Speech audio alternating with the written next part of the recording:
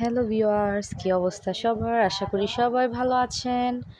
আর অনেক দিন পরে আমি আবার ব্লগ করলাম। তো আমাদের রান্নাবান্না এখানে কি রান্নাবান্না করতেছি সব কিছুই দেখতে থাকেন। আর মাটির চুলায় এক চুক্কা বলে আর কি এটাকে। এটার মধ্যে রান্না করতেছি যে আপনার ঘরের যে কাজ করতেছে, কাঠের যে কাজ টাজ রয়ে গেছে, এগুলা কতগুলো লাকড়ি ছিল, তো এগুলা দিয়ে রান্না করতেছি আর কি, লাকড়ি দিয়ে মাটির চুলায়। তো প্রতিদিনই মাছ মাংস রান্না করা লাগে, এগুলা আর ভাল লাগে না। তো এখন নতুন নতুন গিমা শাক বের হয়েছে, তো এই বিচি আলু দিয়ে তারপরে শাক ভাজি করতেছি আর কি। এই ভাজিটা খুব মজা, গরমের দিনে তিতো তিতো লাগে, ভাজিটা খুবই মজা। অনেকে চিনে, অনেকে আবার চিনে না।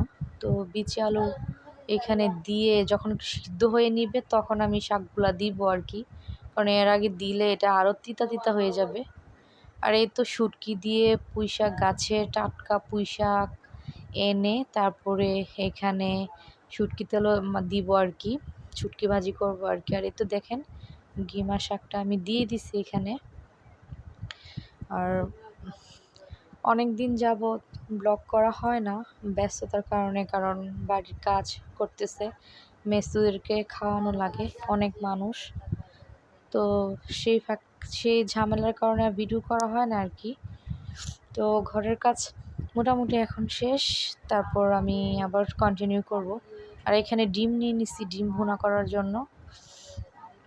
আর এখানে ভাত রান্না করতেছি আর কি। তো তেমন বেশি কিছু ছিল না এখানে। এই তো গিমা শাক ভাজি করলাম, ডিম ভুনা করলাম, তারপর কি রান্না করলাম মনেই থাকে না। তারপর রান্না করলাম শুটকি ভাজি করলাম। তো এই খাবারগুলো খুবই মজা ছিল, ফাঁকে ফাঁকে এগুলা রান্না করে সবাই খাবেন।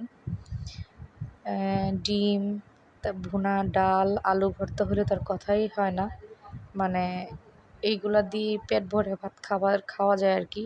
আর প্রতিদিন, কারণ 10 জন 12 জন আমাদের বাসায় খাওয়ানো লাগে মেস্তুরকে, তো উল্টাপাল্টা এটা সেটা দিয়ে তো আর খাওয়ানো যায় না, মাছ মাংস লাগে। তো প্রতিদিন আর মাংস ভালো লাগে না, আর মাছও খাইতে খেতে বিরক্তকর। তো এই জন্য ভর্তাটার, আমাদের বাসায় ভর্তাটাই বেশি প্রেফার করে, ভর্তাটা বেশি খায়। মানে ওরা আমাদের এখানে শ্বশুরবাড়িতে ঝাল প্রচুর খায়, ঝাল ভর্তাটা বেশি চলে আর কি এখানে। মানে কন্টিনিউ, মানে প্রতিদিন ভর্তা লাগবেই, একটা না একটা ভর্তা থাকবেই আর কি, এই আর কি। আর এই তো আমি এখানে ডিম ভুনা করে নিতেছি। এখানে মশলাটা ভালো করে কষানোর পর আমি ডিমগুলা দিয়ে দিছি। আর ডিম ভুনাটা মানে কি বলবো, ফার্স্ট ক্লাস হয়েছে, অনেক মজা হয়েছে। আর এটা হলো আমাদের ঘরের ডিম, কারণ আমাদের এখানে শ্বশুরবাড়িতে প্রচুর হাঁস পালে মানুষ, তো আমরাও পালি। আমাদের 12টা হাঁস আছে। আর এগুলো হচ্ছে হাঁসের ডিম। তো দেখেন ডিমটা কত সুন্দর ভুনা করে ফেলছি, আর ফাঁকি দিয়ে আমি রান্না করতেছি আর সাথে ভাত নিয়ে নিছি, খিদা লাগছিল আমার। তো আমি একটা ডিম নিয়ে ভাতটা খেয়ে ফেলছি আর কি। আর এখানে আমি সব কিছু দিয়ে দিছি এখানে শুটকি ভাজি করার জন্য।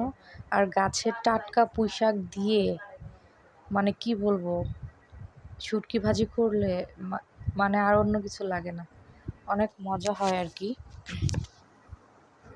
আর এই তো কষাচ্ছি শুটকি দিয়ে, পেঁয়াজটা একদম ভাজা ভাজা করে তারপর আমি পুঁই শাকগুলো দিয়ে দিছি দেখেন।